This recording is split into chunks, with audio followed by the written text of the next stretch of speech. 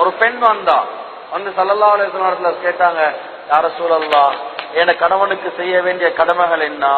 ஸல்லல்லாஹு அலைஹி வஸல்லம் சொன்னாங்க, உங்களோட கணவனுக்கு செய்ய வேண்டிய கடமைகள்ல மிக முக்கியமான விஷயம் என்ன தெரியுமா? உங்களோட கணவன் அவரு வீட்டுல இருக்கிறாரு, வீட்டுல இருக்கிறாரு, உங்களோட வாப்பா அல்லது உங்களோட உம்மா மௌத்தா போயிட்டாங்க. இப்ப நீங்க உங்களோட கணவர்கிட்ட கேக்குறீங்க, நான் என் வாப்பட மையத்துக்கு போகட்டா, என் உம்மட மையத்துக்கு போகட்டான்னு கேக்குறீங்க. உங்களோட கணவர் சொல்லிட்டாரு, போகக்கூடாது. ஸல்லல்லாஹு அலைஹி வஸல்லம் சொன்னாங்க, கணவன் போகக்கூடாதுன்னு சொன்னதுக்கு பின்னால எந்த மனைவி கணவன் சொல்ல மீறி வெளியில இறங்குவாளோ அந்த நேரத்துல அவள் மௌத்தாவாராக இருந்தா நேரா நரகத்துக்கு போயிடுவாள்னு சொல்லி காட்டினார். அந்த அளவு தூரத்துக்கு பாரதூரமான கடினமான விடயம் தான் கணவனுடைய சொல்ல மீறது, கணவன் சொல்றத கணக்கெடுக்காம இருக்கிறது.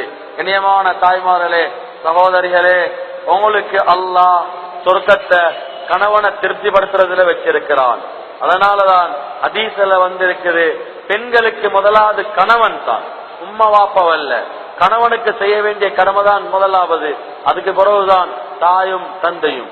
ஒரு ஆணுக்கு முதலாவது மனைவி அல்ல, முதலாவது தாய் தான், அதுக்கு பின்னாலதான் மனைவி.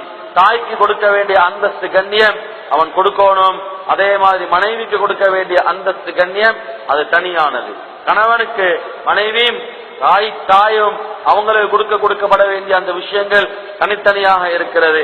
தாய்க்காக வேண்டி மனைவிக்கு அநியாயம் செய்ய முடியாது, மனைவிக்காக வேண்டி தாய்க்கு அநியாயம் செய்ய முடியாது.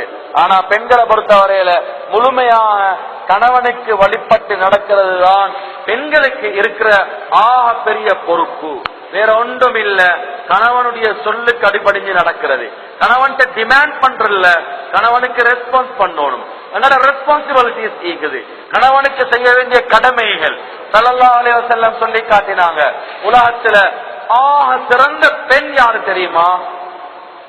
ஆக சிறந்த பெண் ஒரு பெண் தன்னுடைய கணவனுடைய தேவைகளை விளங்கி நடக்கிறாள்.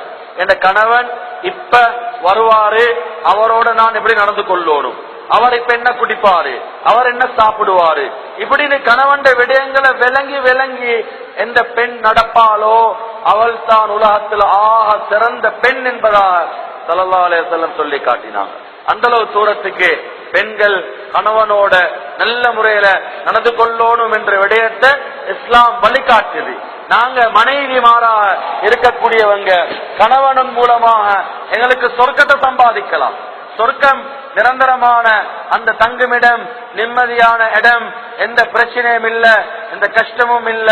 மாலா ஐனுன் ராத் வலா கத்தர அலா கல்பி பஷர், அல்லாஹ் குர்ஆன்ல சொல்றான், எந்த கண்ணும் கண்டிடாத, எந்த உள்ளத்துல ஊசலாடிடாத அற்புதமான சொர்க்கம் அல்லாஹ் வச்சிருக்கிறான். இந்த பெண்களுக்கு நாங்க நினைச்சு கூட பார்க்காத இன்பங்கள் அந்த சொர்க்கத்தில் அல்லாஹ் வச்சிருக்கிறான். மௌத்துன்னு ஒன்று வந்தா அதுக்கு அடுத்த சொர்க்கத்துடைய இன்பமான அந்த வாழ்க்கை எங்களுக்கு ஆரம்பமாகும். கண்ணியமான தாய்மார்களே, சகோதரிகளே, எங்கட வாழ்க்கையில நாங்க மிக முக்கியமாக எங்கட கணவனோட நடந்து கொள்ள வேண்டிய எத்தனையோ விடயங்கள் இருக்குது.